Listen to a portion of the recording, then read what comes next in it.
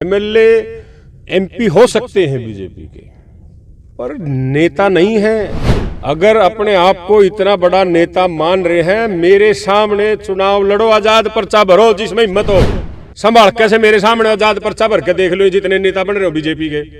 ग्रामीण से मेरे सामने पर्चा भर के देखो, इनकी जमानत जब्त करा दूंगा। ये तो फूल के नाम पे, मोदी जी के नाम पे वोट मिल रही है इनको, ग्राउंड लेवल पे कुछ नहीं है। मैं चाबी नहीं भरूंगा, और ये भी अपना फूल पर नहीं भरो। इंडिपेंडेंट चुनाव लड़ो, देखते हैं ताकत किसमें कितनी है, ये जनता तय कर देगी। आज पहिया जो है इस साइड है, ये पहिया नीचे भी आएगा। ये जनता जनार्दन है, बहुत कुछ देखती है, बहुत कुछ कराती है। अहंकार जो है कभी नहीं करना चाहिए, ये अहंकार में डूब चुकी है बीजेपी। जजपा बहुत जबरदस्त चुनाव लड़ने जा रही है। अगर कांग्रेस यहां से मजबूत कैंडिडेट देती है तो मनोहर लाल जी की पीएचडी पार्टी जाएगी। करनाल लोकसभा से अभी तक का फिलहाल ना कांग्रेस ने, ना जेजेपी ने, ना इनेलो ने कोई भी उम्मीदवार नहीं उतारा, और ऐसे में लोग इंतजार कर रहे हैं कि दूसरी पार्टियां कब तक जो है चुनाव में कैंडिडेट उतारेंगे। आज मेरे साथ देवेंद्र कादियान रहेंगे, प्रदेश उपाध्यक्ष हैं जेजेपी के। इनसे बातचीत करेंगे कि आखिरकार क्या मसला हो गया। इनकी पार्टी के एक बड़े नेता जो हैं वो भी छोड़कर चले गए, और अभी सुबह का वक्त है और चुनावी माहौल जो है अब शुरू हो चुका है। और कांग्रेस की बात करें तो मात्र 1 या 2 दिन में जो है कैंडिडेट वो घोषित करने जा रही हैं। नज़रें गड़ाए हुए हैं लोग भी, आखिरकार कांग्रेस का या दूसरी पार्टियों के कौन से उम्मीदवार जो है मैदान में उतरेंगे। लेकिन इसी बीच जो है जेजेपी के देवेंद्र कादियान मेरे साथ हैं, उनसे भी बातचीत करेंगे। आज उनकी गाड़ी में सवार होकर चलेंगे और उनसे पूछेंगे कि क्या जलवा वो है वो दिखाने जा रहे हैं। लोग दबी जुबान में ये कह रहे हैं, दूसरी पार्टी भी ये कह रहे हैं कि जेजेपी और बीजेपी का जो गठबंधन टूटा है सिर्फ नाम के लिए टूटा है, और अंतर खाते में दोनों पार्टियां ये एक ही हैं। चलते हैं देवेंद्र कादियान के साथ, उनकी गाड़ी में सवार होते हैं और उनसे कुछ गुफ्तगू करते हैं। तो देवेंद्र कादियान की गाड़ी में हम लोग सवार हो गए हैं, बड़ा चेहरा है जेजेपी का, और इनसे जो है गुफ्तगू करते हैं। कादियान साहब, स्वागत है आपका। जी नमस्कार जी, बहुत बहुत धन्यवाद वॉइस ऑफ पानीपत का, कुलवंत भाई का। कादियान साहब, सबकी नज़रें आप लोगों की तरफ है, क्या करने जा रहे हो आगे, और 10 लोकसभा में कब उम्मीदवार उतारने जा रहे हो, और किसका चेहरा और किसका इंतजार कर रहे हो? देखिए, फर्स्ट नवरात्रे जो है माता रानी की कृपा से जो है नवरात्रों में हम लिस्ट जारी करेंगे, और एक नाम तो जो है डॉक्टर अजय सिंह चौटाला जी ने भिवानी, जब हमारे दौरे चल रहे थे राष्ट्रीय अध्यक्ष जी के, चौपाल में बैठ के ये अनाउंसमेंट कर दी, जैसे चौधरी देवीलाल किया करते थे। उसी सभ्यता को देखते हुए उन्होंने भी जो है चौपाल में ही राव बहादुर सिंह जी जो पूर्व विधायक रहे हैं, और इनेलो की टिकट पे जब हम इकट्ठे थे तो उन्होंने चुनाव भी लड़ा था लोकसभा महेंद्रगढ़ भिवानी का, और अच्छी वोट उनको 2nd नंबर पर रहे थे। अब फिर दोबारा जो है जननायक जनता पार्टी ने महेंद्रगढ़ सीट से राव बहादुर सिंह जी को अपना उम्मीदवार बनाया है, और लगातार जो है राव बहादुर सिंह जी, दुष्यंत चौटाला जी, डॉक्टर अजय सिंह चौटाला जी वहाँ भिवानी का दौरा कर रहे हैं। अच्छा कादियान साहब, जो कांग्रेस है या दूसरी पार्टियां हैं, आरोप ये लगा रही हैं आपके ऊपर, कटाक्ष ये है, क्योंकि आप तो प्रदेश उपाध्यक्ष और चौटाला परिवार के काफ़ी नज़दीक हैं। ये जो गठबंधन टूटा है, गठबंधन टूटने की वजह जो है सामने असली नहीं आई है, लेकिन दूसरी बात ये जरूर कह रहे हैं कि लोगों को दिखाने के लिए गठबंधन तोड़ दिया, अंदर खाते में दोनों पार्टियां एक ही हैं। देखिए, ये बिल्कुल सरासर गलत बात है। कांग्रेस के साथी ऐसी बात कह रहे हैं तो वो एक छोटी मानसिकता दर्शाती है। हर संगठन जो होता है, आदमी अपने संगठन को मजबूत करता है, और कहीं ना कहीं मैं कहना चाहूँगा आपके चैनल के माध्यम से दर्शकों को भी कि बहुत अच्छा हुआ कि गठबंधन टूट गया। जो किसान साथी जो हमारे साथ जुड़े हुए थे, वो लोग कहीं ना कहीं बीजेपी के इस गठबंधन को लेकर हमारे से नाराज था। हमारा कोर वोटर जो था, किसान था, गांव का, ग्रामीण अंचल का जो हमारा वोटर था, वो कहीं ना कहीं नाराज था। हमने जो है समझौता जो बीजेपी के साथ किया था, जो हमारा गठबंधन हुआ था, वो मुद्दों पर गठबंधन हुआ था। उन मुद्दों में जो हमारे मुद्दे थे, दुष्यंत जी ने हमेशा अपने मुद्दों को सर्वप्रिय रखते हुए काम कराए हैं। 5100 बुढ़ापा पेंशन की जो बात कही थी दुष्यंत जी ने, हमने जो है 4.5 साल में 1000 रुपये तक बुढ़ापा पेंशन गठबंधन धर्म में रहकर निभाने का काम किया है। आज तक किसी भी मुख्यमंत्री के कार्यकाल में 10 साल में, चाहे भूपेंद्र सिंह हुड्डा जी भी रहे, उन्होंने भी जो है आज तक जो है ऐसा नहीं कर पाए, इतनी पेंशन बढ़ाने का काम किया। दूसरा, मैं आपको बताना चाहूँगा कि गठबंधन जब टूटा है तो दुष्यंत जी ने बड़ी मजबूती से पार्टी के सभी वरिष्ठ नेताओं की, कार्यकर्ताओं की मीटिंग लेने का काम किया और उस मीटिंग में ये तय किया कि हमें 10 के 10 लोकसभा चुनाव पर चुनाव लड़ना चाहिए। अच्छा, बड़ी दूसरी बात ये है कि अभी करनाल लोकसभा से कल आपकी एक विकेट गिरी है, बड़ी विकेट थी ये, बलजीत टूरन जी। 2-3 दिन पहले तो वो अजय चौटाला साहब उन्हें बुला रहे हैं कि चुनाव लड़वाना है आपको, आपका भी नाम प्रमुखता से आ गया था। ऐसा क्या हो गया, बलजीत टूरन जी बैक गए, क्या हो गया, घर वापसी करेंगे? देखिए, मैं समझता हूँ कि बलजीत टूरन जी क्यों गए हैं, किस वजह से गए हैं, वो तो वो जाने, पर लेकिन पार्टी के अच्छे कार्यकर्ता थे, अच्छे साथी थे, अच्छे हमारे भाई थे, नेता थे, और वो किस वजह से गए हैं ये अभी जानकारी नहीं मिली है। आपसे बातचीत नहीं हुई? नहीं, मेरी बात हुई है, वो मिल के बैठ के बात करने की बात कर रहे थे, पर लेकिन किस वजह से गए हैं ये कोई चर्चा अभी तक नहीं हुई है। अच्छा, आपका नाम आ रहा है करनाल लोकसभा में? देखिए, जो पार्टी तय करेगी, जननायक जनता पार्टी, डॉक्टर अजय सिंह चौटाला जी और पीएसी की कमेटी जो भी तय करेगी, हम उस पर जो है काम करेंगे। जो पार्टी तय करेगी हम उसके साथ खड़े हैं। पार्टी आपका मन है? नहीं, मन ऐसा कुछ नहीं है। मन हमारा ये है कि मजबूत स्थिति में हम चुनाव लड़ें। आदरणीय मनोहर लाल खट्टर जी के सामने जो है मजबूत चेहरा जननायक जनता पार्टी देगी और हम बहुत मजबूती से चुनाव करनाल लोकसभा से लड़ने जा रहे हैं। अच्छा, आपकी पसंद कौन है? अगर देवेंद्र कादिया ना लड़े तो चुनाव पसंद में क्या रखा हुआ है? नहीं, ऐसा कुछ नहीं है पसंद का नापसंद का। जो भी पार्टी तय करेगी, जो जो हमारे नाम है उन पर चर्चा चल रही है, पीएसी कमेटी चर्चा कर रही है। स्थिति मजबूत कैंडिडेट देने की है पार्टी की, और हम जब हमारा कैंडिडेट आएगा, आपको पता लगेगा जिस दिन लिस्ट आएगी, उस दिन आप भी कहेंगे कि बहुत मजबूत कैंडिडेट है। अच्छा, ग्रामीण हल्के भी की बात कर लें। कल राज्य मंत्री जो थोड़े दिन पहले बनाया गया महिपाल डांडा को, और दम भर रहे हैं अगला भी चुनाव जीतने का, भी चुनाव दोबारा हम लोग जीतेंगे, और मनोहर लाल इशारा भी करेंगे ये कहीं ना कहीं आपको जो है टिकट दी जाएगी। ग्रामीण सिनेरियो को, क्योंकि आप बड़ी नज़दीकी से देख रहे हैं, इस पर क्या कहेंगे? देखिए, ऐसा हर पार्टी के नेता और जो भी मंत्री हैं वो कहते हैं कि हम जीतेंगे, हम जीतेंगे।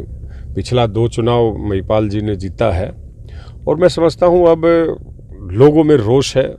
सबसे बड़ी बात जो है आज कॉलोनियों में देखने को मिलती है, रास्ते इतने पक्के नहीं हैं, लोग आज भी कच्ची नालियों में। मैं अभी विद्यानंद कॉलोनी में गया था कल इफ्तार पार्टी पे, तो वहाँ पे लोग बहुत परेशान थे। वो मेरे को कह रहे थे कि देखो जी, गली नहीं बड़ी। मेरे को मुआयना भी कराया उन्होंने, दिखा के भी लेके आए, और बड़ी मुश्किल से 4 साल में एक गली, उनकी जो मेन गली थी विद्यानंद की, वो बड़ी मुश्किल से आधी बनी है। तो कहीं ना कहीं लोग परेशान हैं। जो फैमिली आईडी की बात है, बहुत बड़ी गुस्ताखी जो है सरकार से हुई है। लोगों के राशन के कार्ड जो है वो काटने का काम किया। फैमिली आईडी में आज भी लोग परेशान हैं, जिनकी फैमिली आईडी में इनकम जो है, जो इनकम 20,000 है या 30,000 है, और उनकी 5-5 लाख, कहीं ना कहीं 6 लाख, किसी की 10 लाख, इस तरीके से जो है फैमिली आईडी में लोगों को परेशान किया जा रहा है। आज घर का एक मेंबर जो है फैमिली आईडी के पीछे चक्कर काट रहा है सरकार के, और बहुत ज़्यादा परेशान है लोग सरकार से। इस तरीके से जो है लोग बहुत परेशान है। कॉलोनियों में जाता था, कॉलोनियों में जब मिलते थे तो महिलाएं इकट्ठी हो जाती थी कि देखो सर, हमारा फैमिली कार्ड काट दिया है, हमारी फैमिली आईडी बढ़ा दी है। कौशल रोजगार के नाम पर जो नौकरियां लगाने की बात है, जो बिल्कुल गरीब हैं वो लग नहीं पा रहे, जो अपने अमीर भी हैं, अच्छे हैं, उन्होंने फैमिली आईडी ठीक करके डाउन करा ली है, वो नौकरी लग रहे हैं। ऐसा भी हुआ है? ऐसा हुआ है, मैं बहुत सारे ऐसे केस दिखा सकता हूँ आपको। तो कभी गठबंधन में बात नहीं हुई इस तरीके से? क्योंकि चुनाव तो आपने भी लड़ा। हमने बीच बीच में कई बार कहा है, दुष्यंत जी ने भी ये बात उठाने का काम किया है कि कौशल रोजगार जो है सरकार को ले बैठेगा, लेकिन मुख्यमंत्री जी ने और बाकी के नेताओं ने क्या इस पर प्रतिक्रिया दी है, वो बड़े लेवल की बात है।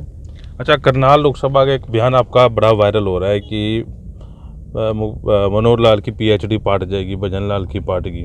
किस हिसाब से कर रहे हैं? देखिए, ये पीएचडी फाड़ने वाला जो बयान है, एक पत्रकार साथी ने मेरे को कहा था कि जी बहुत बड़े कद्दावर नेता आए हैं और ये तो जीत सुनिश्चित है। मैंने कहा कि जी यहाँ चौधरी भजन लाल जी भी रहे हैं, वो भी कहते थे कि मैं कभी हारा नहीं।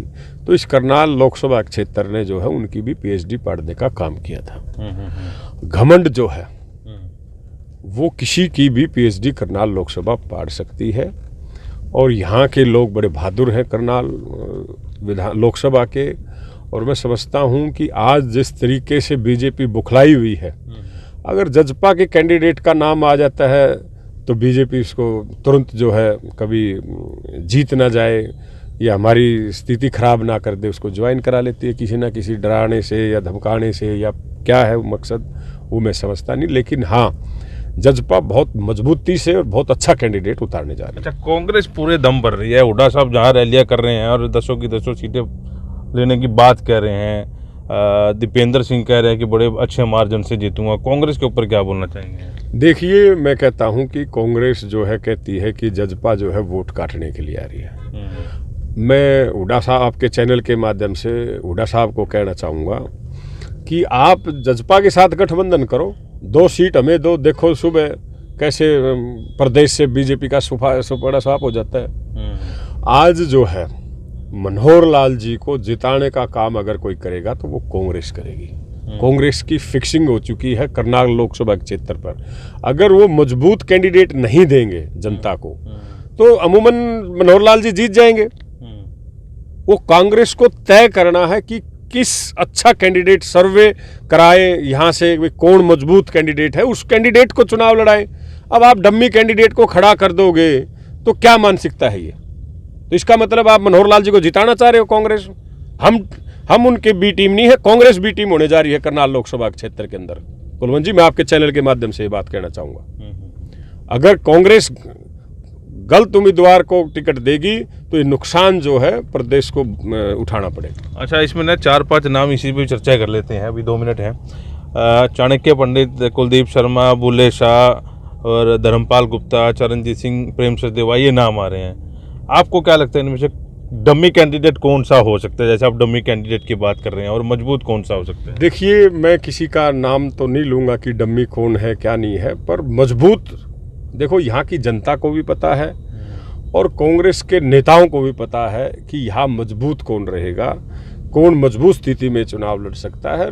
कांग्रेस को देख के जो है सर्वे करा के टिकट देनी चाहिए, ना कि किसी परिवारवाद को टिकट देना चाहिए। अच्छा, आपकी मीटिंग भी हुई चुनाव को लेकर, तो दुष्यंत चौटाला चुनाव लड़ने जा रहे हैं? नहीं, वो पार्टी पार्लियामेंट बोर्ड तय करेगा कि आदरणीय पूर्व डिप्टी सीएम साहब चुनाव लड़ेंगे या दिग्विजय चौटाला जी लड़ेंगे या नैना बुआ जी चुनाव लड़ेंगे, नैना चौटाला जी चुनाव लड़ेंगे। देखिए, ये पार्टी तय करेगी कि कौन उम्मीदवार हिसार से रहेगा। लेकिन हाँ, इतना जरूर है कि हिसार सीट से फैमिली का एक मेंबर जरूर चुनाव लड़े। अच्छा, हिसार जब आपकी रैली हुई, बहुत भीड़ थी, बड़ा रश था वहाँ पर, और सीएम आया, सीएम के नारे भी लग रहे थे, और उस समय दुष्यंत चौटाला खुल के जो है बीजेपी के खिलाफ बोले। अगले दिन मीटिंग होती है, मनोहर लाल से मिलते हैं, उसके बाद शांत होके आते हैं, उसके बाद बीजेपी के खिलाफ कुछ नहीं बोल रहे। वो अंदर की बात जो लोग कह रहे हैं कि कोई ना कोई फाइल जो है दबा रखी है मनोहर लाल जी ने, बीजेपी ने दबा रखी है, वो फाइल सामने रख दी इसलिए शांत हो गए। नहीं, ऐसा कुछ नहीं है कि मनोहर लाल जी ने कोई फाइल दबा रखी है, और ना जजपा वाले इन फाइलों से डरते। पहली बात तो मैं आपको बताना चाहूँगा, पहले भी जो है हमारे नेता जेल में रहे हैं, और ना हम आज डरते इस चीज़ से कि भाई कोई हमारी फाइल खोल के ये डराना चाहता है कि जजपा को या जजपा के कार्यकर्ता को या जजपा के नेता को, कि हम फाइल से डरने वाले नहीं हैं। बहुत मजबूती से चुनाव लड़ेंगे, और चुनाव आने दो, सारी बातें करेंगे, सारी चीज़ें करेंगे, एक एक चीज़ जो है सामने आएगी आप लोगों के। इनेलो के बारे में कुछ बोलेंगे, क्योंकि इनेलो में भी कई साल आप लोग रहे, और अब ये चौटाला जो है मजबूत चेहरा है, जो है कुरुक्षेत्र से दम भर रहे हैं, कुरुक्षेत्र से लड़ेंगे, जीतेंगे। देखिए, वो वहाँ की जनता तय करेगी कि इनेलो का वहाँ क्या स्थिति है और क्या नहीं है। मुझे उस चीज़ की नॉलेज नहीं है वहाँ के बारे में। ओवरऑल आपको क्या लगता है, सिनेरियो क्या है हरियाणा में? बीजेपी से दुखी हैं लोग, ठीक हैं, क्योंकि मनोहर लाल जैसे कद्दावर नेता हैं फील्ड में। आज जो है करनाल लोकसभा क्षेत्र की मैं बात करता हूँ, हम गाँव में जाते हैं, मिलते हैं लोगों से, शादियों में जाते हैं, डेथों पे जाते हैं, वहाँ लोग आज कोई भी ये स्पष्ट नहीं है कि मनोहर लाल जी यहाँ से विनिंग कैंडिडेट है। पहली बात तो मैं आपको ये बताना चाहूँगा आपके चैनल के माध्यम से, जब तक कांग्रेस और जजपा का कैंडिडेट नहीं आता तब तक यहाँ की जनता कोई स्पष्ट संदेश बीजेपी के लेकर नहीं है। और रही बात पूरे प्रदेश की, 10 के 10 लोकसभा क्षेत्र की अगर कांग्रेस मजबूती से और अच्छे कैंडिडेट को चुनाव लड़ती है तो मैं समझता हूं कि बहुत अच्छी फाइट रहेगी, बहुत अच्छे मार्जिन से जजपा भी चुनाव जीतेगी और विपक्षी दल भी चुनाव जीतने का काम करेगा। और ये जो केजरीवाल वाला एपिसोड हुआ है ये ले बैठेगा बीजेपी को, लोग कह रहे हैं, विपक्षी पार्टी कह रहे हैं, कल बहुत बड़ी रैली जो है दिल्ली में हुई है। देखिए, मैं मानता हूं इस चीज़ को कि ये सरकार ने जो है गलत कार्य किया है और मैं शहर में भी जाता हूं, जो है अग्रवाल समाज जो है बहुत दुखी है। उनके बड़े नेता रहे हैं, अरविंद केजरीवाल जी बड़े नेता हैं और अमीनामन कहीं ना कहीं जो है अग्रवाल समाज ठगा सा महसूस कर रहा है। मैं नहीं समझता कि बीजेपी से वो अब की बार वोट देने का काम करेगा, क्योंकि उनका एक ही नेता था और वही जेल में डाल दिया और फिर भी अग्रवाल समाज अगर बीजेपी की तरफ जाता है तो इससे बड़ा दुर्भाग्य क्या होगा इस अग्रवाल समाज का। लेकिन आप लोग कह रहे हैं अग्रवाल समाज नाराज है, मुस्लिम नाराज है, सिख नाराज है, किसान नाराज है, फिर 400 पार का नारा कैसे है? मैं समझता हूँ कि 400 पार हो ही नहीं सकता। आज प्रदेश में पूरे, मैं हरियाणा की बात करता हूँ, आज पूरे प्रदेश में कितने वर्ग ऐसे हैं जो नाराज हैं इस बीजेपी सरकार से। किसान जो है, सबसे बड़ी बिरादरी अगर कोई है तो किसान है, वो इनसे नाराज। और सिख बिरादरी है, चाहे जाट है, चाहे मुस्लिम है, चाहे ब्राह्मण कह लो। आप पिछले दिनों आपने कल परसों पढ़ा होगा तो रणजीत सिंह चौटाला जी ने ब्राह्मणों के बारे में अपशब्द कहे। उससे पहले माननीय पूर्व मुख्यमंत्री जी मनोहर लाल जी ने ब्राह्मणों के लिए अपशब्द कहे, लेकिन कोई इस पे ब्राह्मण भी मेरे ख्याल से चुप है, मौन है।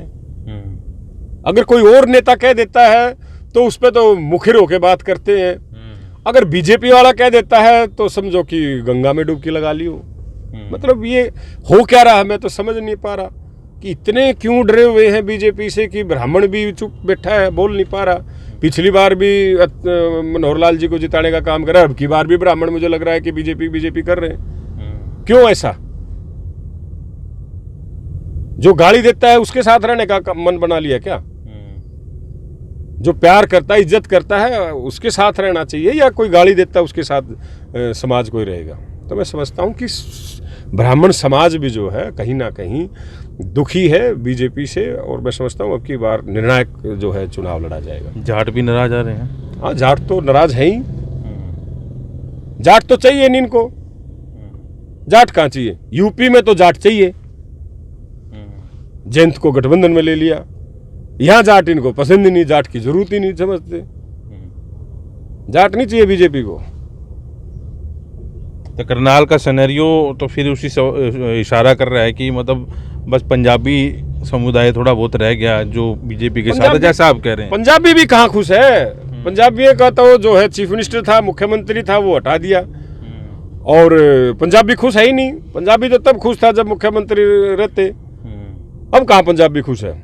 और पंजाबी को काम क्या किए? मनोहर लाल जी ने, मैंने नू पूछने में बता दो, किस पंजाबी की बुला के नू कहा भाई तू काम बता? ये नहीं किसी पंजाबी की सुनी। पंजाबी भी दुखी हो रहे हैं। गलत। पंजाबी भी सरकार से दुखी है। हर बिरादरी, मैं कहता हूं हर बिरादरी इस बीजेपी से दुखी है। कोई कहता है कि ओबीसी का कार्ड माननीय मुख्यमंत्री मनोहर लाल सैनी जी को जो है बीजेपी ने बनाने का काम किया है। सोचते हैं कि ओबीसी की वोट हम लेकर जो है लोकसभा में 10 की 10 सीटें जीते। गलत बात है। ओबीसी भी बहुत नाराज है। लेकिन नायब सिंह सैनी बनने के बाद तो सुना है ओबीसी सारा नहीं। देखो, कहीं ना कहीं किसी समाज का अगर कोई नेता बनता है तो खुशी समाज को होती है।